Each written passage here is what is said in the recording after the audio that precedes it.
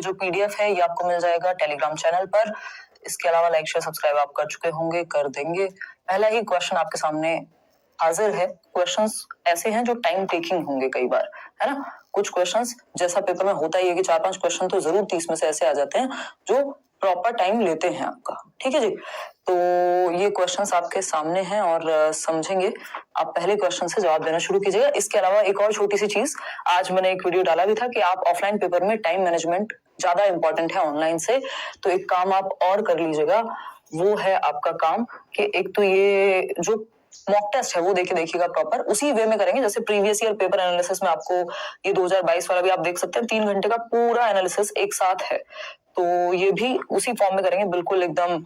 और तो ये 2022 का पेपर है बट इम्पोर्टेंट है। एक बार 3 घंटे जहां जहां जिसको समस्या लगे तो ये आप देख सकते हैं। इसको एक साथ बैठ करके चाहे एक प्रीवियस ईयर ही चूज कर लो, लेकिन ऑफलाइन पेपर ओएमआर के साथ जरूर दो। ओएमआर मैं टेलीग्राम चैनल पे आपको शेयर कर चुकी हूँ ऑलरेडी। इंपॉर्टेंट क्वेश्चंस हैं ये, आप पूरा सेट जरूर एक बार अटेम्प्ट कर लीजिएगा। वीडियो तो जरूर ही देख लीजिएगा, है ना। ये पीडीएफ भी शायद आपको मिल ही जाएगी। यार ये तो छोड़ते हैं अभी और आते हैं वापस से किस चीज पे, वापस से आते हैं अपने क्वेश्चंस पे, ठीक है जी। और बिल्कुल ये कह रहे हैं 66% लोग। हम थोड़े से लेट हैं, आज मैं कई चीजों में फंस गई थी थोड़ा सा, है ना। आज काम जो है ज्यादा था बाकी दिनों से, कुछ चीजों में इंपॉर्टेंट। देखिएगा क्वेश्चन नंबर 1 देखिएगा, फटाफट से समझते हैं। अगर हम देखें क्वेश्चन नंबर 1 को तो क्या कहता है, क्लास होगी आपकी चाहे थोड़ा बहुत लेट हो। असर्शन क्या है फटाफट से पढ़ेंगे। कॉन्टिन्यूअस एंड कॉम्प्रिहेंशन इवैल्यूएशन यानी CCE solely focuses on academic achievements and examination results, यानी जो सतत एवं व्यापक मूल्यांकन है वह पूरी तरह से सोनली किस पे फोकस्ड होता है, शैक्षणिक उपलब्धियों पर और परीक्षा के परिणामों पर, कि भाई नंबर कितने आ रहे हैं, और एकेडमिक्स पे, यानी एकेडमिक्स मतलब पढ़ाई लिखाई किताब कॉपी से संबंधित, पेन पेपर टेस्ट से संबंधित। तो शैक्षणिक उपलब्धि यानी एकेडमिक अचीवमेंट, जिसको हम क्या कहते हैं दूसरी भाषा में, जिसको हम स्कोलास्टिक अचीवमेंट भी कह देते हैं। दो चीजें होती हैं, एक होता है स्कोलास्टिक एस्पेक्ट यानी शैक्षणिक पक्ष, जिसको हम एकेडमिक अचीवमेंट कह रहे हैं कि पढ़ाई लिखाई में कितने नंबर आप लेकर के आए, ये हम क्या कह रहे हैं एकेडमिक अचीवमेंट, है ना, यानी शैक्षणिक उपलब्धि। और अगर हम बात करें दूसरा पक्ष है को स्कोलास्टिक यानी सह शैक्षिक पक्ष, आपका खेलने कूदने ड्राइंग पेंटिंग जितने भी शैक्षिक के साथ सह शैक्षिक पक्ष को भी शामिल किया जाए, ये सीसीई में होता है ना, कि सिर्फ एकेडमिक नहीं नॉन एकेडमिक चीजें भी हम कहेंगे कि हम शामिल करते हैं। को करिकुलर एक्टिविटीज जिसको हम कहते हैं, स्कोलास्टिक का को करिकुलर कह देते हैं पेन पेपर टेस्ट या किताबों से संबंधित। को करिकुलर यानी सह शैक्षिक आपकी एक्टिविटीज जिसमें स्पोर्ट्स से लेके बच्चों को जिस भी चीज में इंटरेस्ट है वो भी शामिल होगा। तो हम ऐसा नहीं कह सकते कि सीसीई का ध्यान सिर्फ एकेडमिक अचीवमेंट पे है, ऐसा नहीं है। कॉन्टिन्यूअस का मतलब है लगातार, और कॉम्प्रिहेंसिव सतत मतलब साल भर आपका मूल्यांकन चलेगा, और कॉम्प्रिहेंसिव का मतलब ही है इसमें जो सीसीई है उसमें दूसरे सी का मतलब ही है कॉम्प्रिहेंसिव। व्यापक, व्यापक का मतलब है शैक्षिक और सह शैक्षिक यानी करिकुलर और को करिकुलर दोनों पक्षों का शामिल होना। तो ये बात एकदम गलत हो जाएगी, फॉल्स हो जाएगा। इसका रीजन क्या दिया है, CCE incorporates both formative and summative assessments to provide a comprehensive view of students overall development, यानी जो सीसीई है कॉन्टिन्यूअस एंड कॉम्प्रिहेंसिव इवैल्यूएशन है वो इनकॉर्पोरेट करता है एफए और एसए दोनों को। ये बात तो सही है कि एफए और एसए दोनों शामिल होते हैं सीसीई में, क्योंकि एफए से फीडबैक मिलेगा, इंप्रूवमेंट होगा, और समेटिव से जजमेंट यानी मार्क्स कितने आए वो समझ आएगा। दोनों ही चीजें होती हैं सीसीई में, ये बात तो सही है।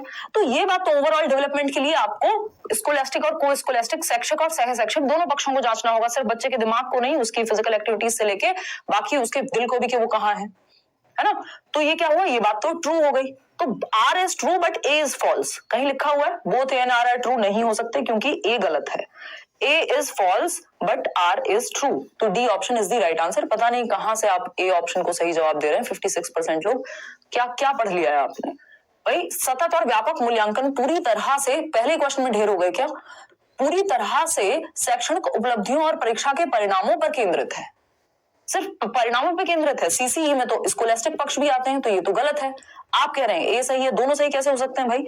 रट्टा नहीं लगाना है कि ए और सही, ए और बी दोनों सही होंगे हमेशा, कुछ समझना है तो इसको जवाब में मार्क कर दो, नहीं, डी ऑप्शन सही है। ऐसे काम ना करें, दिक्कत हो जाएगी, ठीक है ना। क्लियर है बात, क्लियर है, बहुत बढ़िया। बहुत ही बढ़िया, पीडीएफ में इंक्लूड कर दिया करें जो अलग से बताते हैं। चलो करेंगे आगे से, आज तो आप इसको टेस्ट की तरह लीजिए। तो डी ऑप्शन सही था, ना कि ए। नेक्स्ट क्वेश्चन आपके सामने है, जवाब दीजिएगा ध्यान से। क्या है भाई ये क्वेश्चन? क्वेश्चन नंबर 2 कहता है कंसिडर द फॉलोइंग स्टेटमेंट्स। क्या स्टेटमेंट है? पहला है developmental milestones are fixed and identical for all individuals, यानी सभी व्यक्तियों के लिए विकासात्मक मील या विकासात्मक प्रकार्य जो है वो निश्चित और समान है। मील के पत्थर नहीं, प्रकार्य लिख लीजिएगा इसको, है ना, निश्चित और समान है। यानी डेवलपमेंटल माइलस्टोन्स जो है वो सभी के लिए समान होते हैं।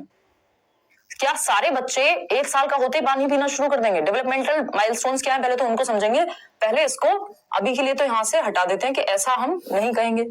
Growth is influenced by heredity and environment both, बिल्कुल सही बात है। वृद्धि जो है, आपकी जो हाइट का भी बढ़ना है उसमें आपकी हेरिडिटी और एनवायरमेंट दोनों ही शामिल है। आपकी खा क्या रहे हैं आप, यानी एनवायरमेंट से जो मिल रहा है डाइट, और आपको हेरिडिटी से जितनी हाइट की क्षमता मिली होगी वो दोनों ही मिलकर के आपकी ग्रोथ होगी। मैचुरेशन इन्वॉल्व्स, या आपके बाकी जो भी बॉडी स्ट्रक्चर है, maturation involves the unfolding of inherited biological potential. ये बात हम पता नहीं कितनी बार कर चुके हैं कि परिपक्वता में विरासत में मिले जैविक या अनुवांशिकी से मिले जैविक क्षमता का प्रकटीकरण शामिल है। कि एज के साथ आपके दूध के दांत गिर जाएंगे, नए दांत आएंगे, प्यूबर्टी हिट करेगी, है ना, आवाज में चेंज आएगा। ये क्या है? पहले बच्चा दौड़ नहीं पाता था, अब दौड़ पाएगा। ये क्या है? ये मैच्योरिटी के साथ आने वाली क्षमताएं हैं जो हेरिडिटी से संबंधित होती है। ये बात भी सही है। Development is solely influenced by heredity, सिर्फ हेरिडिटी से ही प्रभावित होता है विकास, ये कहना गलत होगा। तो हमें एक बात तो पक्का पता चल गई कि सेकंड और थर्ड जो है एकदम परफेक्ट हैं, सही हैं। तो ओनली वन हो नहीं सकता क्योंकि सेकंड थर्ड बिल्कुल सही है। सेकंड थर्ड और फोर्थ नहीं हो सकता क्योंकि सिर्फ हेरिडिटी से प्रभावित होता है, ये भी नहीं कह सकते हम। ओनली सेकंड क्यों, थर्ड भी तो उतना ही सही है। तो अगर हमें नहीं पता कि फर्स्ट ऑप्शन सही है गलत है, तब भी हम सही उत्तर तक पहुंच सकते हैं। ये होती है समझदारी, ये होती है ट्रिक कि आप सही उत्तर तक कैसे पहुंचेंगे, है ना। कि भाई फर्स्ट तो सही अगर है भी तब भी ऑप्शन के हिसाब से बन नहीं पा रहा, सेकंड थर्ड तो पक्का पक्का सही है। अगर फर्स्ट में कंफ्यूजन है तब भी आप सही उत्तर तक पहुंच गए। अब फर्स्ट को भी डिस्कस कर लेते हैं कि क्या कहानी है ना। सिर्फ 50% लोग, 58% लोग सही उत्तर दे पा रहे हैं अभी भी, इतना समझाने के बावजूद। तो नए क्वेश्चंस में ढेर नहीं हो जाना है ना, बिल्कुल सिलेबस से। अगर हम बात करें developmental milestones are fixed and identical for all individuals. देखिए पहले ये समझना होगा डेवलपमेंटल माइलस्टोन्स क्या होते हैं। इस पे क्वेश्चन सीटेट के ऑनलाइन पेपर से आने शुरू हुए। उससे पहले माइलस्टोन पे सीटेट में क्वेश्चन नहीं आता था, केवीएस वगैरह में DEET+B में आता था। डेवलपमेंटल माइलस्टोन, डेवलपमेंटल माइलस्टोन, देखो नए टॉपिक्स तो थोड़ा थोड़ा समझ के ही चलने पड़ेंगे, चाहे हम कितना भी टेस्ट चिल्ला ले, ठीक है ना। डेवलपमेंटल माइलस्टोन्स, अब माइलस्टोन्स का मतलब होता है, जो माइलस्टोन हमें पता है मील का पत्थर कहते हैं। कि जैसे दिल्ली में आप राजघाट जाएंगे, वहां लिखा होगा राजघाट 0 किलोमीटर, मतलब ये माइलस्टोन बता रहा है कि भाई राजघाट पहुंच गए हो आप, है ना। ऐसे कहीं आप सड़क पे जा रहे होते हो या हाईवे पे जाते हो तो माइलस्टोन्स होते हैं, जयपुर इतनी दूर रह गया है ना। तो माइलस्टोन मतलब जो बताए कि इस स्टेज पे आपको क्या करना चाहिए या कहां आपको होना चाहिए। माइलस्टोन को हम डेवलपमेंटल टास्क्स भी कह देते हैं, डेवलपमेंटल टास्क्स भी कह देते हैं। हिंदी में कहेंगे प्रकार्य या कार्य, कि किस उम्र में क्या माइलस्टोन आपको अचीव कर लेना चाहिए, ये है डेवलपमेंटल। यानी आपसे ये क्या है, सोशल एक्सपेक्टेशंस है। Social expectations at a particular stage, social expectations सामाजिक अपेक्षाएं आपसे, expectations at a particular, at a certain stage, एक सर्टेन स्टेज या एज पर जो आपसे अपेक्षाएं हैं कि बेटा 25 साल के हो गए हो शादी कर लो, है ना। अरे 7 साल के हो गए हो अभी भी मम्मी से पानी मांग करके पीते हो, इस उम्र में तो आपको गिलास पकड़ना आ जाना चाहिए था। अरे 2 साल के हो गए हो अभी तक बोलना नहीं सीखा है, तो ये तो आपको आ जाना चाहिए था। तो ये क्या है, डेवलपमेंटल माइलस्टोन्स हैं कि हमने उम्र के हिसाब से, दिया किसने था इसको, हेविंगहर्स्ट ने दिया था। वैसे तो बहुत सारे लोग हैं जो इस पे बात करते हैं, बट हेविंगहर्स्ट नाम के व्यक्ति हैं, महिला हैं। हेविंगहर्स्ट की अगर हम बात करें तो हेविंगहर्स्ट ने डेवलपमेंटल माइलस्टोन्स की बात की थी। इस पे पूरा अलग से टॉपिक है कि केंद्रीय विद्यालय के एग्जाम में तो अलग से पढ़ाया जाता है ना, बट वो उतना पढ़ने की आपको जरूरत नहीं है। बस आपको पता होना चाहिए डेवलपमेंटल टास्क या प्रकार या माइलस्टोन्स क्या कहलाते हैं। वो सोशल एक्सपेक्टेशंस, वो सामाजिक अपेक्षाएं जो हमसे किसी एक उम्र में होती हैं कि इतने साल में ये तो आ ही जाना चाहिए, ये डेवलपमेंटल माइलस्टोन है। हेविंगहर्स्ट ने ये दिए हैं। तो अगर हम बात करें तो ये ऐसा नहीं हो सकता कि हर बच्चे के लिए, हर एक बच्चा, अगर 1-2 साल का बच्चा है उसने चलना सीख लिया है, या 1.5 साल का बच्चा है उसने चलना सीख लिया है, तो सारे बच्चे सेम 1.5 साल में ही चलना सीख लेंगे। किसी के दूध के दांत निकल आए जल्दी तो बाकी बच्चों के भी उसी उम्र में निकल जाएंगे। यानी हमने एक एज तो सेट की है कि 1 साल में चलना शुरू करेगा बच्चा या एक शब्द बोलना शुरू करेगा, लेकिन वो एक एवरेज एज है, यानी जो डेवलपमेंटल माइलस्टोन्स हैं ये एक औसत एज हमने सेट की है, लेकिन इसका मतलब ये नहीं कि एग्जैक्ट सेम टाइम पे सारे बच्चे सारी एक्टिविटीज करें, सब सेम टाइम पे ही टास्क अचीव करें, है ना। तो ये क्या हुआ, डेवलपमेंटल माइलस्टोन्स क्या है, एवरेज एज हमने निकाल के रख दी है, लेकिन इसका मतलब ये नहीं सारे लोग बिल्कुल एग्जैक्ट उसी समय पे करेंगे। तो डेवलपमेंटल माइलस्टोन्स होते ना, कई लोग भाई नहीं करते, शादी नहीं कर रहे, तो क्या उनका माइलस्टोन अचीव नहीं हुआ, है ना। तो ये ऐसा नहीं है कि एज से फिक्स्ड हो गई है बात। तो अगर हम देखें, developmental milestones are fixed and identical for all individuals, कि सबके लिए एक जैसे होंगे, सबके लिए फिक्स हो जाएंगे, ये कहना गलत होगा। हमने एक एवरेज निकाल दिया, एक औसत निकाल दिया है, जिससे हम विकास को समझ सकें कि इस एज में ये हो जाना चाहिए, इसलिए ये फर्स्ट ऑप्शन गलत हो जाएगा। और इस तरह का क्वेश्चन कभी आपको लगे कि ये तो भाई काम का ही नहीं है, इसी के आसपास का क्वेश्चन, इससे थोड़ा सा आसान लेकिन इसी भाषा का क्वेश्चन आपसे 2022 में ऑनलाइन पेपर में पूछा जा चुका है, तो हल्के में नहीं लेना है। मैं कभी भी ऐसे क्वेश्चंस नहीं कराती हूं जिनका कोई औचित्य ही ना हो। क्वेश्चन नंबर 3 देखना है, deficit based approach in inclusive education is discourageable because, समावेशी शिक्षा में न्यूनता आधारित दृष्टिकोण हतोत्साहित करता है किस चीज को, या हमें डेफिसिट बेस्ड अप्रोच को नहीं अपनाना चाहिए, उसके पीछे रीजन क्या है ये बताइए। डेफिसिट बेस्ड अप्रोच को हमें क्यों नहीं अपनाना चाहिए। अब आप में से कई लोग पूछेंगे कि आपका जो है, नेहा कह रहे हैं एनसीईआरटी इंटेलिजेंस के टाइप मल्टीपल इंटेलिजेंस के 8 रखे हैं कि 9 रखे हैं, एनसीईआरटी में 9 है। देखो नेहा, अभी अगर लेटेस्ट एनसीईआरटी एक बार मैं फिर भी चेक कर लूंगी, मेरे पास रखी हुई है कि उसमें 9 अपडेट हुए हैं नहीं, होने को तो 13 तक हैं टाइप्स, लेकिन एनसीईआरटी 8 ही मानती थी अब तक। अगर लेटेस्ट इस बार प्रिंट हुई है एनसीईआरटी और उन्होंने कहा है कि 9 है, तो फिर एनसीईआरटी में जो मेंशन है वही फाइनल है, उसी के बेसिस पे तो आप कल को चैलेंज कर पाएंगे पेपर में, ठीक है ना। ये तो दिक्कत वाली बात ही नहीं है। एनसीईआरटी में पहले 7 भी थे, फिर 8 हुए, हो सकता है अब 9 हो गए हो, एक बार मैं चेक करके बता दूंगी आपको जब थियरी करेंगे या मैराथन सेशन लेंगे, है ना। जनवरी फर्स्ट वीक में मैराथन होगा आपका, देखिएगा 60% लोग सी कह रहे हैं। देखिए, deficit based approach in inclusive education is discourageable because it does not empower the teacher to give due importance to the learning ability of the learner. ऐसा कह रहे हैं बहुत सारे लोग, कह रहे हैं फास्ट कराइए, कहाँ जाओगे इतनी रात को, आराम से सर्दी में बैठ के रजाई ओढ़ के सीखो, क्या दिक्कत है? देखिएगा, अगर हम बात करें समावेशी शिक्षा में न्यूनता आधारित दृष्टिकोण हतोत्साहित करने योग्य है, उसका रीजन पूछा है। It allows teacher to discard the weakness of the learner, यानी बच्चे की वीकनेस को साइड करने की बात करता है, डिसरिगार्ड रिजेक्ट करने की बात करता है। It allows the teacher to eliminate learning teaching material as per necessity, नहीं। It does not empower the teacher to give due importance to the learning ability of the learner, नहीं नहीं नहीं, ऐसा नहीं है, ये बल्कि लर्निंग एबिलिटी पे ही फोकस किया जाता है इस डेफिसिट बेस्ड अप्रोच में। अभी समझेंगे ये है क्या, है ना। It empowers the teacher to emphasize the learning abilities of the learner, यानी सिर्फ लर्निंग एबिलिटी पे ही एम्फसाइज किया जाता है, इसलिए हम क्या कह दे रहे हैं कि ये इसको हटा देना चाहिए, नहीं। इसकी प्रॉब्लम है कि ये टीचर को वीकनेस, बच्चे की वीकनेस को डिस्कार्ड करने की बात करता है, यानी बच्चे की वीकनेस पे ध्यान ही नहीं है। कह रहे हैं अगर आप टीचर हो तो आपकी गलती है ना, कि तो ये बहुत अच्छी अप्रोच नहीं मानी जाती इंक्लूसिव एजुकेशन में। डेफिसिट अप्रोच जनरली अभी सीटेट में अभी तक नहीं पूछा है, बस बट वेस्ट बंगाल का एक पेपर हुआ था उसमें ये पूछ लिया था, अभी आंसर की आई नहीं है, आंसर जो है इसका ए ही बनना चाहिए, है ना। तो डेफिसिट अप्रोच इस बात पे ध्यान देती है कि बच्चा अगर पीछे रह जा रहा है तो वो मेहनत करके आगे आ सकता है, बजाय कि ये देखने के कि उसकी इंडिविजुअल डिफरेंसेस क्या है, उसका कल्चर क्या है, उसकी नीड क्या है, उसकी वीकनेस कहाँ है, उसको फुलफिल करें। तो ये वीकनेस को क्या कर दे रहे हैं, वीकनेस को रिजेक्ट कर दे रहे हैं, कह रहे हैं आप अपनी मेहनत से पीछे हैं, अगर पीछे हैं तो, ठीक है ना। होगा अवदेश, आप करते जाइए। मॉक टेस्ट से नंबर इंप्रूव करने की बजाय पहले एनालिसिस करना सीखो, क्योंकि मॉक टेस्ट में मुश्किल क्वेश्चंस भी डालती जा रही हूँ। ऐसा नहीं है कि सिर्फ एक ही पैटर्न पे मॉक टेस्ट दिया जा रहा हो आपको, है ना। अगर आपको बिल्कुल बैलेंस्ड में मॉक टेस्ट दूंगी तो आपका सुधर जाएगा, लेकिन हर दिन मेरी कोशिश है कि कुछ कुछ मुश्किल क्वेश्चंस भी ऐड किए जाए। तो आंसर यहाँ पे ए बनना चाहिए कायदे में, फिर भी इस पे स्टार मार्क करके रखेंगे। 1-2 दिन में अगर आंसर की आ जाती है वेस्ट बंगाल टेट की और उसमें ये क्वेश्चन आया हुआ है इंक्लूसिव एजुकेशन पे, तो मेरे को आप लोग मेल कर दीजिएगा या मैं खुद चेक कर लूंगी। इसका आंसर जो बनेगा वो ए ही बनना चाहिए, कि यहाँ पे लर्नर की वीकनेस को रिजेक्ट ही कर दिया जा रहा है, और वीकनेस पे आप काम नहीं करेंगे तो कहां से सीखेंगे आगे, है ना।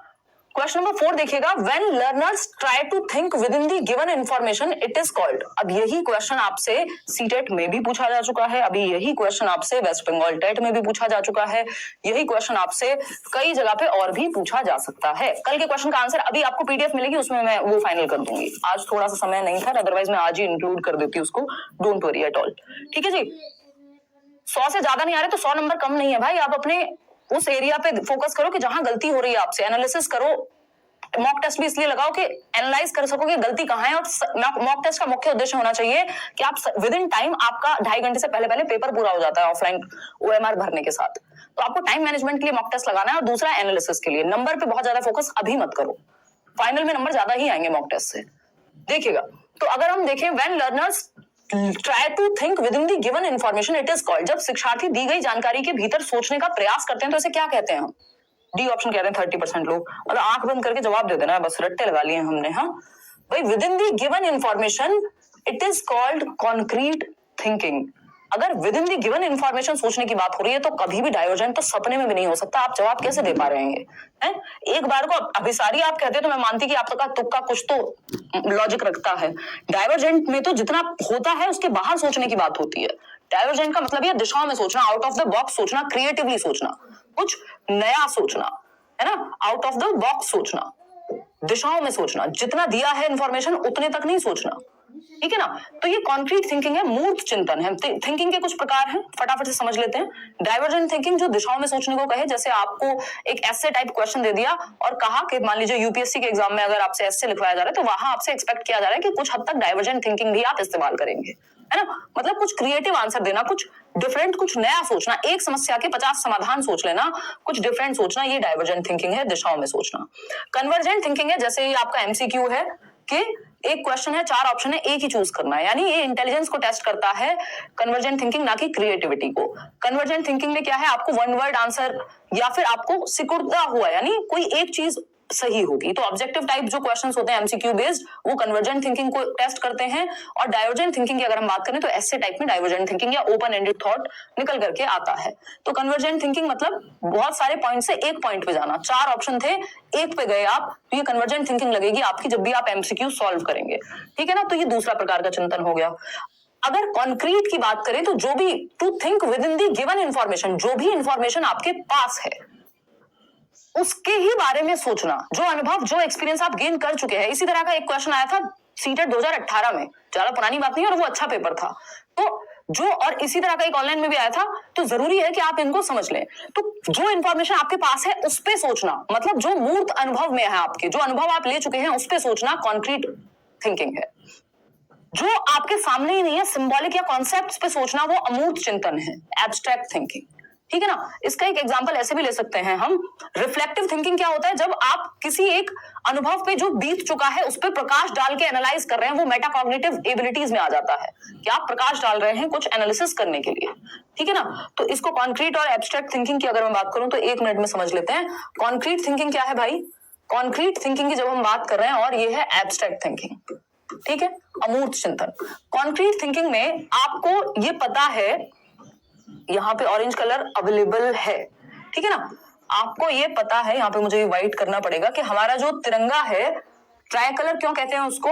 आपसे अगर कोई पूछ ले कि तिरंगा को ट्राई कलर, ये जो इंडियन फ्लैग है जिसको हम कह रहे हैं कि ये कि भारत के झंडे में, हमारे नेशनल फ्लैग में कितने कलर्स हैं? आप फटाफट से बताएंगे भाई 3 कलर हैं। इतनी सुंदर तो मेरी ड्राइंग में नहीं है जितना अच्छा मैंने बना दिया, वाओ। चलिए खैर, ये बात तो चलती रहेगी। तो हमने कहा कि ये क्या है, ट्राई कलर, है ना, कि भारत के झंडे को तिरंगा क्यों कहते हैं? आप कहेंगे क्योंकि इसमें 3 रंग हैं। और वो कौन से रंग हैं? आपने कहा भाई आपका सेफ्रॉन है, आपका व्हाइट है और आपका ग्रीन है, ठीक। तो सिंपल आंसर, आपके पास जो इन्फॉर्मेशन है उसके बेसिस पे आपने कॉन्क्रीट थिंकिंग करके दिखा दी। जो मूर्त आपको पता है झंडा कैसा दिखता है ना। अगर हम देखें इसी बात पे, अगर आपको क्वेश्चन दिया जाए कि भाई ये क्या प्रदर्शित करता है, ये सिंबल किस चीज का है, ये जो इसमें सैफरन कलर है वो किस चीज का सिंबल है, तो आप बताएंगे कि जी इस चीज का है। फिर आप ग्रीन के बारे में बात करेंगे तो आप कहेंगे जी पीस का है ना। व्हाइट के बारे में बात करेंगे, आप कहेंगे पीस का है। ग्रीन के बारे में, तो सबका जब आप ये बता रहे हैं कि इनकी सिंबॉलिक महत्ता क्या है, ये कलर किस चीज को रिप्रेजेंट करते हैं, इसका मतलब आप एक कॉन्सेप्ट पे सोच रहे हैं जो आपके सामने नहीं है, तिरंगे में लिखा तो नहीं है ना ऐसा। तो ये एब्स्ट्रैक्ट थिंकिंग हो जाएगी जब आप बता रहे हैं कि ये हमारे देश की सॉवरेनिटी के लिए काम आता है, या हमारे क्या महत्व है इसका हमारे लिए। जबकि कॉन्क्रीट है, जो सामने है उस पर सोच करके आपने कोई जवाब दे दिया, जो इन्फॉर्मेशन आपके सामने है या तो जो अनुभव आपने लिया है, एक्सपीरियंस किया है। इतनी बात क्लियर है? कोई दिक्कत, परेशानी, दर्द, समस्या है इस बात को समझने में? नहीं ना। चलिए खैर आगे बढ़ते हैं नेक्स्ट क्वेश्चन पे। नेक्स्ट क्वेश्चन क्या है? नेक्स्ट क्वेश्चन है क्वेश्चन नंबर 5, देखिए फटाफट से जवाब दीजिए। क्वेश्चन नंबर 5 क्या कहता है भाई? क्वेश्चन नंबर 5 कहता है which one of the following statements is inappropriate in reference to evaluation and assessment. आकलन और मूल्यांकन के लिए कौन सा एक कथन अनुपयुक्त है? नॉट राइट चूज करना है, राइट नहीं, नॉट राइट, अनुपयुक्त चूज करना है, यानी इनकरेक्ट कौन सा एक ऑप्शन है? सीसी के अंदर ही असेसमेंट एंड इवेल्युएशन पे एक क्वेश्चन जरूर आता है, मिनिमम है। Continuous and comprehensive evaluation covers both scholastic and co-scholastic aspects of students। ये बात मैं आपके साथ डिस्कस कर चुकी हूँ। सतत एवं व्यापक मूल्यांकन छात्रों के शैक्षिक यानी पेपर पेंसिल भी और सह शैक्षिक यानी को curricular activities, sports and drawing, painting, whatever, इनको इंक्लूड करता है। ये बात तो सही है, लेकिन हमें गलत बात चाहिए, इनएप्रोप्रिएट चाहिए, नॉट राइट चाहिए। Diagnostic test is related to remediation, यानी निदानात्मक परीक्षण जो है वो निवारण से संबंधित है। बिल्कुल सही बात है। पहले डायग्नोस्टिक टेस्ट होता है, आप बच्चे की डिफिकल्टी का पता लगाते हैं, बाद में रेमेडियल टीचिंग होती है कि उसको दोबारा समझाएंगे या नए तरीके से समझाएंगे। जो कमियां हैं, गैप्स को जानने के लिए डायग्नोस्टिक टेस्ट, गैप का पता लगाने के लिए कि बच्चे की लर्निंग में गैप्स कहां रह गए हैं, कमी कहां रह गई है, उसको फुलफिल करने के लिए रेमेडियल टीचिंग। तो डायग्नोस्टिक के बाद डीआर से याद रखना, पहले डायग्नोस्टिक टेस्ट और फिर रेमेडियल टीचिंग, ये दोनों प्रोसेस जो है फॉलो होती है निदानात्मक परीक्षण के अंदर, है ना। सी ऑप्शन है formative evaluation does not measure instructional progress in classroom situation. जबकि फॉर्मेटिव इवैल्यूएशन जो है, रचनात्मक आकलन या एफए जिसको हम कहते हैं, रचनात्मक मूल्यांकन कक्षा स्थिति में अनुदेशात्मक प्रगति को नहीं मापता है, यानी मेजर नहीं करता इंस्ट्रक्शनल प्रोग्रेस को, कितना अच्छे से बच्चा सीख रहा है, प्रोग्रेस को नहीं मेजर करता। क्या करता है? पोल कहां गया मैडम जी? कितने परसेंट ने क्या दिया हमें पता ही नहीं है कुछ। कोई बात नहीं, कोई दिक्कत नहीं, आप किताब बाद में पढ़ लीजिएगा प्लीज, फोन बाद में चला लीजिएगा, एक ही घंटे की बात है ना। तो अगर हम देखें यहाँ पे, summative assessment is a tool of evaluation used by the teacher at the end of the whole instructional process, ये बात हम कह सकते हैं। तो सी यहाँ पे है कि क्योंकि ड्यूरिंग टीचिंग लर्निंग प्रोसेस आपको प्रोग्रेस का बता भी सकता है और फीडबैक भी दे सकता है। ठीक है जी, आगे बढ़े। नेक्स्ट क्वेश्चन क्या है? क्वेश्चन नंबर 6 देखिएगा एक बार। अगर हम देखें, ये क्वेश्चन कहता है अकॉर्डिंग टू ब्रूनर के अनुसार the stages of learning in increasing order. Bruner के अनुसार जो स्टेजेस हैं इंक्रीजिंग ऑर्डर में, ब्रूनर की टोटल स्टेज 3 है और 3 को इंक्रीजिंग ऑर्डर में लगाना है, 1 2 3 के फॉर्मेट में लगाना है। और ब्रूनर क्या है? कंस्ट्रक्टिविस्ट है, रचनावादी है, जैसे प्याजे हैं, वाइगोस्की है, लेकिन ब्रूनर क्या है? कॉग्निटिव कंस्ट्रक्टिविस्ट हैं, संज्ञानात्मक वादी रचनावादी हैं, संज्ञानात्मक रचनावादी हैं, ये कह सकते हैं, जो दिमाग थिंकिंग पे बेस्ड चीजों को लेकर के चलेंगे। ब्रूनर की थ्योरी हम बहुत अलग से नहीं पढ़ते, बस इनकी थ्योरी में जानने लायक भी इतना ही है, इन्होंने स्पाइरल करिकुलम भी दिया है कि कैसे प्रीवियस नॉलेज से नई नॉलेज को जोड़ के चलना है। डिस्कवरी लर्निंग की भी बात इन्होंने की है, खोज अधिगम की, तो ये दोनों चीजें इंपॉर्टेंट हैं। ठीक, बी ऑप्शन 31% लोग कह रहे हैं, जो कि एकदम गलत है ना। यही गड़बड़ आपने कर दी। सिंबॉलिक पहले नहीं आता, पहले आता है एनेक्टिव स्टेज, ये होता है बर्थ टू 3 इयर्स।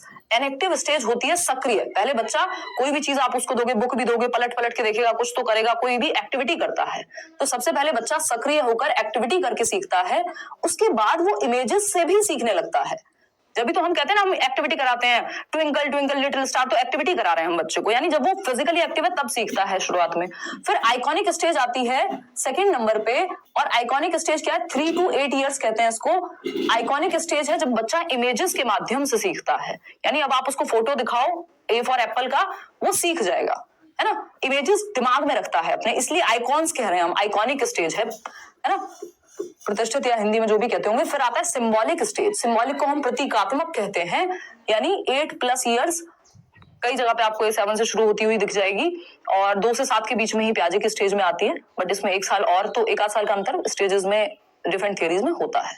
तो सिंबॉलिक स्टेज आती है आपके सबसे अंत में। सिंबॉलिक स्टेज का मतलब है जब बच्चा लैंग्वेज के थ्रू सीख जाए, जब आप रिसर्च कर रहे हैं, खुद से सर्च करके, कुछ चीजें जान करके, सिंबल्स के माध्यम से जब आप पढ़ रहे हैं, जैसे यहाँ लैंग्वेज लिखी हुई है, ये सिंबॉलिक थॉट है। क्या आपको जब आप 3 साल के थे तो ये क्वेश्चन करा दिया जाता, समझ आता? नहीं आता। आज आ रहा है, तब तो आपको एक्टिविटी करके ही समझ में आती थी। कोई कविता भी टीचर अगर कोई पोएम भी पढ़ाए तो आपसे एक्टिविटी कराए। तो सबसे पहली स्टेज होती है एनेक्टिव, कि जब आपको एक्टिविटी करके ही चीजें समझ में आती है। फिर होती है आइकॉनिक, जब आप पिक्चर्स देख के समझने लगते हैं कि अच्छा ये एप्पल है, ये आपका मैंगो है, ये फलाना है, ठीक। फिर सिंबल्स के माध्यम से, फिर आपको पेन दिखाने की जरूरत नहीं है, इसकी फोटो दिखाने की जरूरत नहीं है पेन की, फिर आपको सिर्फ PEN पेन लिख दिया, समझ आ गया, सिंबल्स के माध्यम से, लैंग्वेज के माध्यम से आप सीखने लगते हैं। ठीक है जी, तो पहला ही ऑप्शन सही बनता है। सिंबॉलिक पहले नहीं आ सकता, सबसे पहले एनेक्टिव आएगा, उसके बाद जो है आपका सिंबॉलिक आएगा। इसको थोड़ा सा और समझ लेते हैं, 1 मिनट का समय और दे करके। ठीक है जी, अगर हम बात करें यहाँ पर तो एक चीज हम देख सकते हैं कि हमने बात की जेरोम ब्रूनर की, क्योंकि क्वेश्चन पूछ लेगा तो फिर आप घबरा जाएंगे, ऐसा नहीं है सिलेबस में नहीं है, बट पूछा नहीं जाता है, लेकिन कई बार एक दो बार क्वेश्चन पूछे भी जा चुके हैं। जेरोम ब्रूनर की अगर हम बात कर रहे हैं तो इनको हम क्या कहते हैं, कॉग्निटिव कंस्ट्रक्टिविस्ट कहते हैं। कॉग्निटिव कंस्ट्रक्टिविस्ट यानी संज्ञानात्मक रचनावादी हैं, ये बच्चे की थिंकिंग प्रोसेस पे ज्यादा फोकस्ड है ना, लेकिन ये कहते वही है कि बच्चा एक्टिवली नॉलेज को कंस्ट्रक्ट करेगा। इन्होंने क्या दिया है, स्पाइरल करिकुलम की बात की है, वर्तुलाकार पाठ्यचर्या, यानी एक टॉपिक दूसरे टॉपिक से जुड़ा हुआ होता है, सिंपल टू कॉम्प्लेक्स जाता है आपका सिलेबस, यानी जैसे आप 6th में होते हैं तो उसी टॉपिक को और मुश्किल बना दिया जाता है 7th तक आते आते, तो प्रीवियस नॉलेज से नई नॉलेज को जोड़ के पढ़ाना चाहिए, ये कहता है स्पाइरल करिकुलम, क्योंकि कॉम्प्लेक्सिटी बढ़ती जाती है जैसे जैसे क्लासेस बढ़ती हैं। फिर अगर हम बात करें आपकी डिस्कवरी लर्निंग की, जिसको हम खोज अधिगम कहते हैं, उसके जनक भी यही है। बेसिकली कहते हैं कि डिस्कवरी लर्निंग यानी बच्चों को खोज का मौका देना चाहिए। और इनकी जो ये थ्योरी है, इसमें 3 स्टेजेस हैं, आपको पता ही चल गया। पहली स्टेज है एनेक्टिव, जहां पे बच्चा सक्रिय होकर के कोई एक्टिविटी करके सीखेगा, जन्म से 3 वर्ष। फिर आती है आइकॉनिक स्टेज, जब वो इमेजेस यानी फोटो देख करके आइकॉन्स के माध्यम से सीखने लगेगा। फिर आती है आपकी 3rd स्टेज, जिसको हम कहते हैं सिंबॉलिक स्टेज। इनकी 3 ही स्टेजेस हैं। ये सिंबॉलिक स्टेज है 8+ ईयर्स की। और आपको एक और चीज ध्यान रखनी है, ऐसा नहीं है जब एनेक्टिव स्टेज पार हो गई यानी 3 साल के बाद एनेक्टिव से नहीं सीखेगा, आइकॉनिक से सीखेगा, ये तीनों रहती हैं हमेशा। एज बढ़ने के बाद भी तीनों से सीख सकता है, ऐसा नहीं है कि सिर्फ एक ही से सीखेगा। चलिए खैर आगे बढ़ते हैं नेक्स्ट क्वेश्चन पे और समझते हैं चीजें क्या है। क्वेश्चन नंबर 7 देखिएगा, which one of the following is assumed to remain same up to a certain period of human life. निम्नलिखित में से क्या मानव जीवन की एक निश्चित अवधि तक समान रहने वाला माना जाता है, यानी बहुत ज्यादा परिवर्तन जिस चीज में नहीं होता वो बताना है हमें। फटाफट से बताएंगे लाइक शेयर करते हुए, जल्दी से बताइए क्या कह रहे हो भाई। हिंदी में पढ़ाइए मैम, प्लीज हिंदी में पढ़ाइए यार, हिंदी के लिए पूरा यूट्यूब भर चुका है, इतने टीचर्स हैं हमारे इंग्लिश मीडियम को पूरा हिंदी में कॉपी करके भी पढ़ा देते हैं, ऐसे भी महान टीचर्स हैं, तो टीचर्स की तो कोई कमी नहीं है। तो अगर बहुत ज्यादा दिक्कत है तो आप उनकी मदद ले लीजिए प्लीज, अदरवाइज मैंने नोट्स भी हिंदी में शेयर किए हुए हैं और मैं बाइलिंगुअल लेके चलने की कोशिश करती हूँ, लेकिन जो मेजर मीडियम है वो इंग्लिश ही रहता है, चाहे वो लर्नर्स कम हो ज्यादा हो, फोकस इसी बात पे रहता है कि क्योंकि कुछ जो टर्म्स हैं, वो मेरा स्टाइल भी है पढ़ाने का, और दूसरा जो टर्म्स हैं इंग्लिश में आपकी ज्यादा मदद करते हैं। चलिए खैर समझते हैं, डी ऑप्शन कह रहे हैं कई लोग, चलिए समझते हैं कहानी है क्या। देखिए, which of the following is assumed to remain same up to a certain period of human life. निम्नलिखित में से क्या मानव जीवन की एक निश्चित अवधि तक समान रहने वाला माना जाता है। क्या कहेंगे हम इसको, मेंटल एज नहीं, ये तो एज के अनुसार बढ़ती रहती है वैसे तो। क्रोनोलॉजिकल एज होती है जब से आप पैदा हुए हैं, तो ये भी बढ़ती रहेगी, हर दिन बढ़ रही है। मेंटल एज डिपेंड करता है, कम भी हो सकती है ज्यादा भी हो सकती है आपकी एज के अनुसार, ये हमें इस पे कुछ हम कह नहीं सकते। इंटेलिजेंस कोशेंट जो है वो भी सेम रहता है up to a certain period of life, या हम कह सकते हैं थ्रू आउट लाइफ। आईक्यू में बहुत ज्यादा परिवर्तन आपके नहीं होता, बुद्धि लब्धि में ये स्टेबल रहता है बहुत हद तक, है ना। वही बात आ रही है बॉडी हाइट की, यानी आपकी जो शरीर की ऊंचाई है एक मानव जीवन की एक निश्चित अवधि तक समान रहने वाली मानी जाती है। अब ये इनके ऊपर डिपेंड करेगा कि इन्होंने आंसर किसको माना है। ये वाला क्वेश्चन भी किसी एक एग्जाम में आया हुआ, इसी में आया हुआ है, वेस्ट बंगाल टेट में ही, मैंने उसमें से कुछ क्वेश्चन लिए हैं आज, क्योंकि बड़े अच्छे क्वेश्चन थे और ऊपर से जो है सिलेबस मैच होता है आपका बिल्कुल। देखिए, बॉडी हाइट इन्होंने चूज किया है कि इंटेलिजेंस कोशेंट चूज किया है, इसे हमें देखना होगा, क्योंकि आंसर दोनों ही सही हो सकते हैं। ये किस कॉन्टेक्स्ट में एग्जामिनर ने क्वेश्चन बनाया था उस पर निर्भर करेगा, है ना।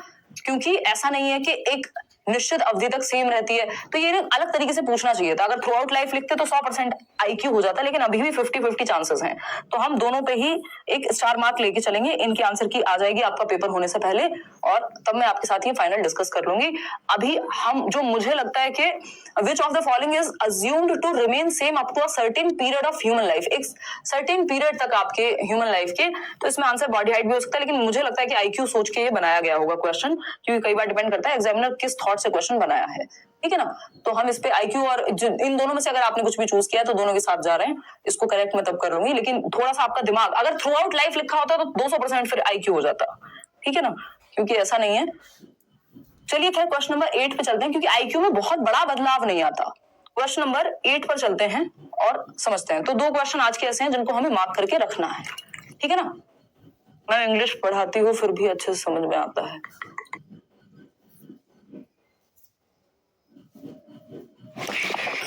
देखिएगा, समझिए, समझते हैं।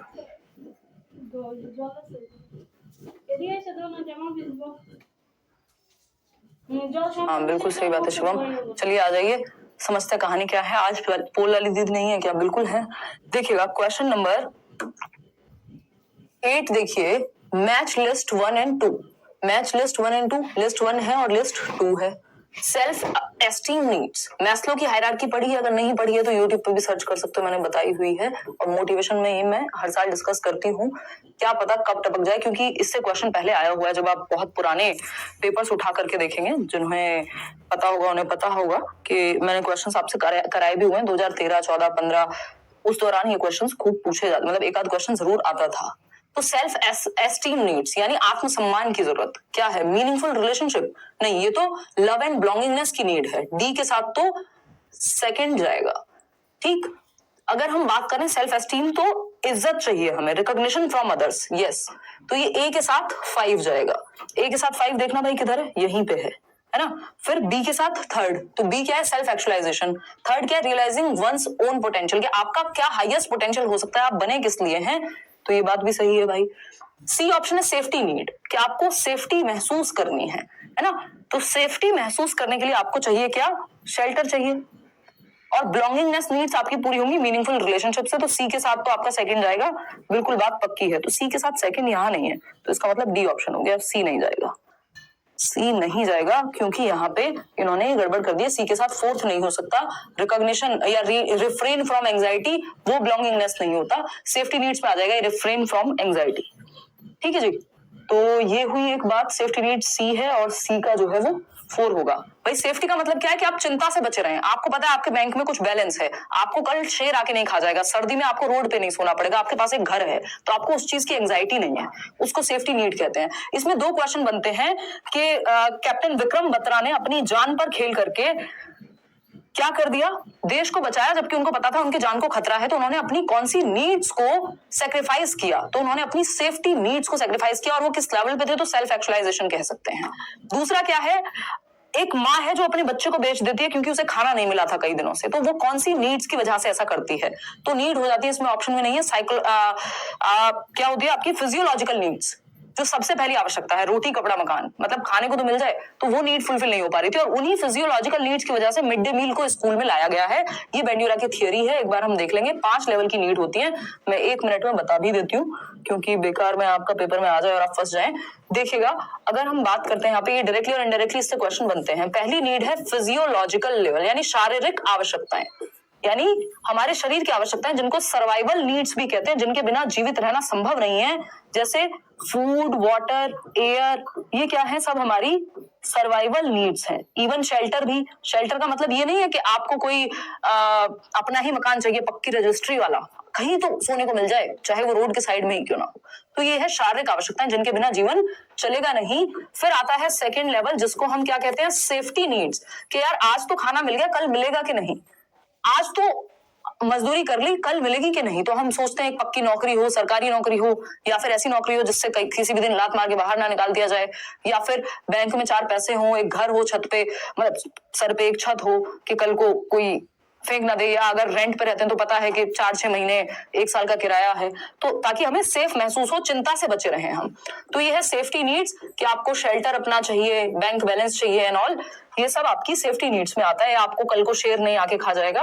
फिर आती है थर्ड लेवल की नीड, जब आपको पता है आपको खाना भी मिल रहा है, आपको पता है आप सेफ भी हैं। फिर आता है लव एंड बिलोंगिंगनेस। अब आपको चाहिए प्यार, है ना, कि एक मुलाकात जरूरी है जिंदा रहने के लिए, है ना। तो जिनके भी व्हाट्सएप जो लोग खेलते रहते हैं, सोना बाबू और ये सब करते रहते हैं, समझ जाइए कि खाने को मिल रहा है और सर पे छत है, तभी जाकर के बिलोंगिंगनेस की नीड, यानी रिलेशनशिप्स की नीड। अब ये रिलेशनशिप्स आपके यारी, दोस्ती, प्यार, मोहब्बत कुछ भी हो सकते हैं, ठीक है जी। तो ये एक बेसिक बात है।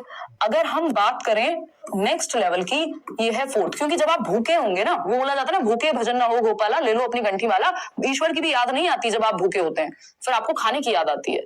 तो ये फिजियोलॉजिकल नीड्स पूरी होंगी तब आप सेकंड लेवल पे पहुंचेंगे। सेफ्टी नीड्स, कि अब आपके पास कुछ सेफ्टी हो, है ना, आपके पास सर्दी में एक ब्लैंकेट हो। लव बिलोंगिंगनेस क्या है? लव एंड बिलोंगिंगनेस है, आप कहीं से एसोसिएटेड फील करना चाहते हैं।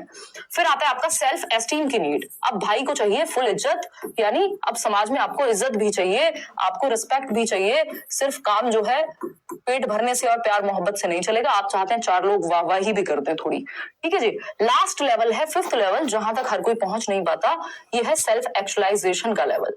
सेल्फ एक्चुअलाइजेशन बोले तो आत्म सिद्धि की आवश्यकता कहते हैं इसको, कि आपका हाईएस्ट पोटेंशियल क्या है। आपने पैसा भी कमा लिया, आपने इज्जत भी कमा ली समाज में, दोस्त यार बच्चे सब हैं आपके पास, प्यार है, सब कुछ है, लेकिन आपका हाईएस्ट पोटेंशियल क्या है? आप जन्मे क्यों थे? आपका जीवन में किस मकसद के लिए, आपका मकसद क्या है, क्या पर्पस है आपका? हु एम आई, मैं हूं कौन? ये सब चीजें आपकी फिफ्थ लेवल पे आती हैं, जो हाईएस्ट लेवल है। बिल्कुल हो जाएगा समायरा, ठीक है ना। तो ये हुआ सेल्फ एक्चुअलाइजेशन का लेवल। तो जो मैं अभी बता रही थी कि कैप्टन विक्रम बत्रा ने अपनी कौन सी नीड्स को इग्नोर किया, उनको पता था कि उनकी जान जा सकती है, फिर भी वो उस काम को करने गए, देश को बचाने गए। मतलब सेफ्टी नीड्स को उन्होंने इग्नोर किया, कि वो सेफ नहीं है, उनकी जान को खतरा हो सकता है, ये सोचते हुए भी। और वो किस लेवल पे माने जाएंगे? हम कहेंगे भाई पोस्ट कन्वेंशनल मॉरलिटी, जो कोहलबर्ग का हाईएस्ट लेवल है उस पे। और अगर यहाँ पे देखें तो उन्होंने वो समझ लिया था कि मेरा ये हाईएस्ट पोटेंशियल है, कि मैं कुछ भी करके मैं अपने देश के लिए जीना चाहता हूँ और देश के लिए ही शहीद होना चाहता हूं। तो ये क्या हुआ? सेल्फ एक्चुअलाइजेशन भी हो गया यहाँ पे। और किस नीड को सेक्रीफाइस किया? तो इग्नोर किया उन्होंने सेफ्टी नीड को। एक माँ जो अपने बच्चे को बेच दे रही है, मिड डे मील की जो स्कीम है, जिसको अभी हमने पीएम पोषण योजना कहना शुरू किया है, 1992 में आई थिंक शुरू हुई थी। तो ये मिड डे मील भी आपका फिजियोलॉजिकल नीड, कि अगर बच्चे का पेट नहीं भरा होगा तो वो क्या पढ़ेगा स्कूल में, इसलिए हम भोजन दे रहे हैं स्कूल में। तो ये फिजियोलॉजिकल नीड है। एक माँ अपने बच्चे को बेच देती है क्योंकि खाना नहीं मिला था, तो फिजियोलॉजिकल नीड्स फुलफिल नहीं हो पा रही थी, हमारी सर्वाइवल नीड्स हैं। ये तो 5 लेवल्स हैं आपकी।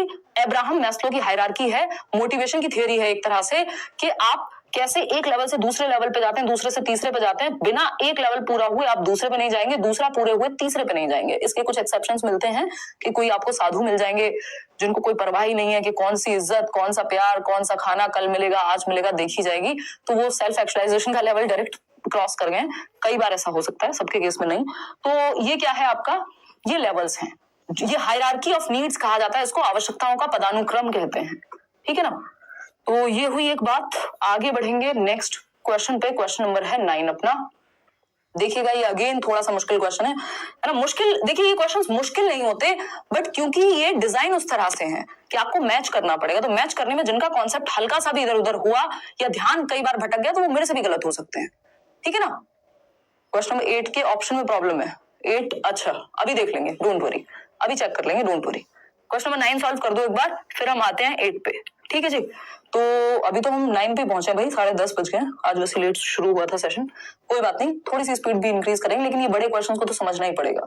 ए ऑप्शन कह रहे हैं 35% लोग इस तरह के क्वेश्चन को, या शायद सेम ही क्वेश्चन हमने कल भी किया था और आपको दिक्कत आई थी, दोबारा समझाने की बात कर रहे थे। स्कीमा का मतलब होता है आपका mental structure, organized pattern of thought को स्कीमा कहते हैं। आज ही प्याजे पढ़ते समय बैच में आपको बताया था। ए का हो जाएगा सेकंड, ए का सेकंड, यानी सी और डी ऑप्शन में से कोई एक होगा जहां ए का सेकंड है। ठीक है ना। देखते हैं फिर। बी ऑप्शन है एसिमिलेशन, आत्मसात करना, नई इंफॉर्मेशन को ऐड कर रहे हैं आप। Modify existing mental structures to incorporate new information, achieving cognitive balance, ये तो इक्विलिब्रेशन हो जाएगा। Fitting new information into mental structures, तो ये बी का 4, बी का 4 यहाँ पे भी है, यहाँ पे भी है। अब सी चेक करते हैं, एकोमोडेशन, मॉडिफाई करेंगे आप एग्जिस्टिंग स्कीमा को, यानी सी का होगा फर्स्ट। तो सी का फर्स्ट तो भाई यही है। ठीक। फिर आता है डी, इक्विलिब्रेशन का मतलब ही होता है बैलेंस। बैलेंस कहां दिख रहा है आपको? Balance, achieving cognitive balance through adaptation and adjustment, या जिसको ऑर्गेनाइजेशन कहते हैं। तो ये आपका परफेक्ट जवाब बन गया सी ऑप्शन। डी नहीं बन पाएगा, क्योंकि वो जो सी ऑप्शन है उसका फर्स्ट सी का थर्ड कहता है वो, सी का थर्ड मतलब एकोमोडेशन का, ये अचीविंग कॉग्निटिव बैलेंस, जो कि इक्विलिब्रेशन का मतलब होता है, संतुलन का मतलब होता है। जब आप बैलेंस तलाश रहे हैं, नई जानकारी को मौजूदा मानसिक संरचनाओं में फिट करना, यानी एग्जिस्टिंग नॉलेज में ऐड कर दिया आपने कुछ और। आपका कैट का स्कीमा था, ब्लैक कलर की कैट देखी, फिर व्हाइट की देखी, ऐड कर लिया, इसको एसिमिलेशन कहते हैं। यानी आपने नई जानकारी को मौजूदा सूचना में ऐड कर लिया, तो बी का 4 हो गया। स्कीमा क्या है? जो आपकी विचार का एक संगठित पैटर्न, मेंटल स्ट्रक्चर, तो ए का सेकंड हो गया। सी का, जिसको हम आवासीय समायोजन कहेंगे इसको, कि आपने नई जानकारी को जोड़ने के लिए मॉडिफाई किया पुरानी जानकारी को। बैलेंस है जब आप क्या कर रहे हैं, अनुकूलन और समायोजन के माध्यम से इक्विलिब्रेशन अडेप्ट कर रहे हैं। यानी बेसिकली आपको पता है इक्विलिब्रियम कैसे अडेप्ट मतलब अचीव होता है। बैलेंस जिसको हम कह रहे हैं, पियाजे की थ्योरी में इक्विलिब्रियम अचीव होगा 2 प्रोसेसेस से। इक्विलिब्रियम यानी बैलेंस की स्थिति, जो आपके दिमाग में है और जो दुनिया में है, वो दोनों बैलेंस में है। यानी अडेप्टेशन के माध्यम से, अनुकूलन जिसको कहते हैं, और अडेप्टेशन में क्या प्रक्रियाएं हैं, एसिमिलेशन और एकोमोडेशन। एसिमिलेशन का मतलब है कुछ ऐड करना, एकोमोडेशन का मतलब है कुछ मॉडिफाई करना, fitting something new in existing scheme. Assimilation आत्मसात करना, मॉडिफाई करना एकोमोडेशन है। सिंपल बात। ऑर्गेनाइजेशन की जब हम बात कर रहे हैं, जिसको हम एडजस्टमेंट कह सकते हैं यहाँ पे, कि आपने ब्रेन में ऑर्गेनाइज की हुई है चीजें। जैसे आप एक ट्रॉली बैग में जब आप बाहर घूमने जा रहे हैं तो अपने एक बैग में ऑर्गेनाइज करते हैं, ये सामान यहाँ रख लिया, फिर यहाँ रख लिया, फिर यहाँ रख लिया, ऐसे आप अपने ब्रेन में भी करते हैं। अगर ये चीजें बैलेंस में नहीं होंगी तो डिसइक्विलिब्रियम हो जाएगा, इम्बैलेंस की स्थिति आ जाएगी। एक बार 8th क्वेश्चन के लिए कोई बोल रहा था कि एक बार आप चेक करा दो, ऑप्शन मैच नहीं हो रहे हैं। लेट्स सी, 1 मिनट में देख लेते हैं। गर्मी लग गई बहुत ही तेज। देखो एक बार, निशा अपना कंबल वंबल ओढ़ के अब तैयार हो जाएगी। देखो एक बार, अगर हम बात करें क्वेश्चन नंबर 8 की, तो इसको इस तरह से देखेंगे एक बार, है ना। मतलब इस तरह के क्वेश्चन आएंगे तो हम फंस जाएंगे। नहीं, फंसना नहीं है हमको, ठीक है ना, हमको फंसना नहीं है। क्लियर है बात? फैज अहमद, अच्छा जी, बहुत अच्छा सेशन चल रहा है, सारी चीजें रिवाइज हो गई। हाँ, रिवाइज करना बहुत जरूरी है। कोई तो कुछ पूछ रहा था यार, मैराथन एसएसटी की तो नहीं होगी, कोई 1 शॉट के बारे में कुछ कह रहा था। मैं 3 सब्जेक्ट का 1 शॉट लूंगी, या उसको आप मैराथन कह लीजिए, जो आपका कमिंग जनवरी 1st वीक में ही हो जाएगा, ठीक है ना। देखिएगा एक बार, अगर हम देखते हैं यहाँ पे, तो लिस्ट 1 थी सेल्फ एस्टीम नीड्स, यानी आत्मसम्मान की जरूरत। किसके साथ जुड़ी हुई है? आत्मसम्मान है, दूसरों से पहचान, यानी ए का 5 हो गया ऑप्शन, ए के साथ 5। ठीक, आत्मबोध की आवश्यकता, कि आपका मतलब क्या है, अपनी क्षमता का एहसास, हाईएस्ट पोटेंशियल, यानी बी के साथ क्या जाएगा, बी के साथ जाएगा आपका थर्ड, बी के साथ गया थर्ड, बी के साथ थर्ड, ए का 5, बी का थर्ड, ये रहा बस, सी नहीं तो है अवेलेबल। फिर भी चेक कर लेते हैं। सुरक्षा की जरूरत, यानी सेफ्टी नीड्स। सेफ्टी नीड्स होती है जब आप चिंता से मुक्त होकर बाहर आके आपको शेर ना खा जाए कहीं, है ना, कोई गोली ना लग जाए आपको, ऐसे माहौल में ना रह रहे हो। मान लीजिए कोई सीरिया में रहेगा, कोई अफगानिस्तान में रहेगा, वो सेफ नहीं फील करेगा वहां, ठीक है ना। तो ये क्या होगा, सेफ्टी नीड्स आपकी जुड़ी हुई है सीधा सीधा। Refrain from anxiety. Self actualization की अगर हम बात करें, तो सेल्फ एक्चुअलाइजेशन है आपका हाईएस्ट पोटेंशियल, यानी बी का थर्ड। ए सेल्फ एस्टीम नीड है आपकी इज्जत वाली, कहां है वो इज्जत, रिकॉग्निशन फ्रॉम अदर्स, तो ए का 5, हाँ ए का 5 है। बी का आपका थर्ड, तो बी का थर्ड है। सी की अगर हम बात करें सेफ्टी नीड की, तो सेफ्टी नीड है एंजाइटी से बचना, तो सही तो है, क्या दिक्कत है। और फिर आता है 4th बिलोंगिंगनेस नीड, यानी लव एंड बिलोंगिंगनेस, तो डी का बचेगा ही आपका मीनिंगफुल रिलेशनशिप से लव एंड बिलोंगिंगनेस आता है, तो डी का सेकंड। क्या दिक्कत है यार इसमें, सही तो मैच हो रहा है, क्यों परेशान हो जाते हो, हाँ काहे परेशान होते रहते हो, सही तो है ये। आगे बढ़ते हैं नेक्स्ट क्वेश्चन पे। नेक्स्ट क्वेश्चन क्या है, 9th हम कर चुके हैं, 10th पे आते हैं। थोड़ा आपको तसल्ली देते हैं, बहुत मुश्किल क्वेश्चन आज आपने कर लिए, सर में दर्द हो गया होगा। देखो एक बार, अगर हम बात करें क्वेश्चन नंबर 10 की, तो जवाब दीजिए और फिर हम आगे बढ़ेंगे। बहुत पेडागॉजी चिल्लाते हैं हम, बताइए जरा पेडागॉजी के बारे में।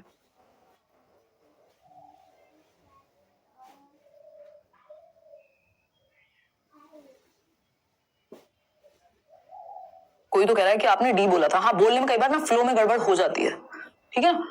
चलिए देखिए एक बार question number 10, which one of the following statements does not match with the concept of pedagogy, यानी निम्नलिखित में से कौन सा कथन शिक्षा शास्त्र की अवधारणा से मेल नहीं खाता है। क्या मेल नहीं खाता है, तो बताइए क्या मेल नहीं खाता है। पेडागॉजी क्या है पहले तो ये समझना होगा, फिर तो देखेंगे ना मेल क्या खाता है क्या नहीं खाता, है ना। पहले तो ये समझना होगा पेडागॉजी है क्या। कई बार इसको पेडागॉगी कह देते हैं, कई लोग पेडागॉजी कह देते हैं, कई लोग पेडालॉजी भी कह देते हैं। तो वो पेडालॉजी तो खैर कोई शब्द नहीं होता, गॉगी और गॉजी में डिफरेंस ये है कि वो डिपेंड करेगा कौन सा एक्सेंट हम यूज करें। नॉर्मली गॉगी होता है। तो अगर पेडागॉगी, उल्टा ही बोल दिया मैंने, पेडागॉजी होता है नॉर्मली, पेडागॉग होता है टीचर जो आपको लीड करे। तो पेडागॉजी की जब हम बात कर रहे हैं यहाँ पे, तो मतलब ये सबका ना अपना क्षेत्रीय भाषा है, वो एक मदर टंग का टच कह लीजिए उसमें, जो लोग पेडागॉजी बोलते हैं। इसमें कोई मजाक उड़ाने वाली बात नहीं है, कोई बहुत तोप नहीं हो जाते आप पेडागॉजी बोल के भी। बट अगर हम फोनोलॉजिकल अवेयरनेस रखते हैं, यानी बोलना कैसे है, तो हम पेडागॉजी इसको बोलेंगे। But how does it matter, paper में क्वेश्चन सॉल्व होना चाहिए तरीके से। आप खुद पे इंप्रूव करते रह सकते हैं, जिसको शौक हो लैंग्वेज पे काम करने का वो उसको इंप्रूव करता रहे। अदरवाइज इसमें कोई मजाक उड़ाने वाली बात नहीं है कि आप पेडालॉजी बोल रहे हैं तो बहुत ही खराब इंसान है आप। बाकी लॉजी बोला जा नहीं सकता क्योंकि एल, इसमें कहीं एल का साउंड है नहीं, है ना। तो वो क्षेत्रीय प्रभाव होता है, वो हमारी मदर टंग का प्रभाव जब आ जाता है कई बार, तो ऐसा होता है। नॉर्मल भाषा की त्रुटि है, इसमें कोई बड़ी बात है नहीं। देखिएगा, है ना, सबका एक्सेंट होता है। पेडागॉजी की अगर हम बात करें तो पेडागॉजी क्या है भाई, इसको हम साइंस ऑफ टीचिंग कह देते हैं। साइंस ऑफ टीचिंग कह देते हैं, यानी शिक्षण का विज्ञान कि क्या टेक्निक्स हैं पढ़ाने की, या फिर आर्ट ऑफ टीचिंग भी कह देते हैं कई बार। आर्ट ऑफ टीचिंग की क्या तकनीक होनी चाहिए, क्योंकि टीचिंग क्या है, एक आर्ट है और साइंस भी है ना, science and art as well. तो अगर हम बात करें तो कौन से तरीके होंगे, पढ़ाते कैसे हैं, ये सारी बातें पेडागॉजी में आती हैं, है ना। पढ़ाया जाना कैसे चाहिए, तो कॉन्सेप्ट ऑफ पेडागॉजी के बारे में कौन सी बात सही नहीं है। तो आपको पता है पेडागॉग हम टीचर को कहते हैं, बेसिकली बच्चे को नीड में रख करके ही आपके मेथड्स बनने चाहिए, जो मेथड्स पेडागॉजी से जुड़े होते हैं कि आप कौन से तरीके अपनाएंगे पढ़ाने के लिए। तो pedagogy is related to the needs of the learner, बिल्कुल सही बात है, लेकिन हमें गलत बात चाहिए, नहीं पूछा है। Pedagogy is indifferent to the context of cultural influence, यही बात गड़बड़ हो गई कि शिक्षा शास्त्र सांस्कृतिक प्रभाव के संदर्भ में उदासीन है या तटस्थ है, मतलब इनडिफरेंट है। कोई फर्क नहीं पड़ता कि आप किस संस्कृति से आ रहे हैं, बच्चे की संस्कृति को ध्यान में नहीं रख रहे और मेथड पढ़ा रहे हैं जिससे अपना मन करे, तो कोई फायदा नहीं है। बच्चे के कल्चर को ध्यान में रखना है, इंडिफरेंट नहीं होना है, उससे कनेक्टेड फील कराना है। इंडिफरेंस का मतलब होता है फर्क ही नहीं पड़ रहा बच्चा किस संस्कृति से आता है, जबकि आपको हर बच्चे को इंक्लूड करना है, वो अपने घर से जो भी लेके आए, उसकी भाषा हो, उसकी संस्कृति हो, उसके एग्जाम्पल्स हो, उन सबको इंक्लूडेड महसूस कराना है बच्चे को। उस आधार पे आपको अपने मेथड को चूज करना है कि हर बच्चा और उसकी जो बैकग्राउंड नॉलेज है, प्रीवियस नॉलेज है, उसको यूज किया जा सके। तो ये बी ऑप्शन गलत है, और जो गलत है वही सही है क्योंकि पूछा ही गलत था। Pedagogy changes with the change in the curriculum, हाँ बिल्कुल सही बात है। अगर हम करिकुलम में चेंज करेंगे तो पढ़ाने के तरीके में भी चेंज करना पड़ेगा। अगर सीटेट में 2 महीने हैं और पहले 6 महीने दिए जाते थे, तो अगर मैं पहले बैच में मान लीजिए 60-70 क्लास ले रही हूँ सीटेट के लिए, तो आज वो 30-40 करनी पड़ेंगी और उस अप्रोच से पढ़ाना पड़ेगा जिस अप्रोच की जरूरत है। अगर नए क्वेश्चंस आए हैं तो वो नए तरीके से पढ़ाना पड़ेगा। तो करिकुलम में चेंज होगा यदि, तो हमें क्या करना पड़ेगा, पेडागॉजी में चेंज लाना पड़ेगा, पढ़ाने के तरीके में चेंज लाना पड़ेगा। पेडागॉजी क्या है, पढ़ाने का तरीका एक तरह से, तो ये बात तो सही है। Pedagogy is evolving in nature, समय के साथ प्रकृति में विकसित होती रहती है शिक्षा शास्त्र, अपने हमेशा सेम थोड़ी रहती है, डायनेमिक है, बात सही है। तो एक ही बात गलत थी, वो है बी ऑप्शन।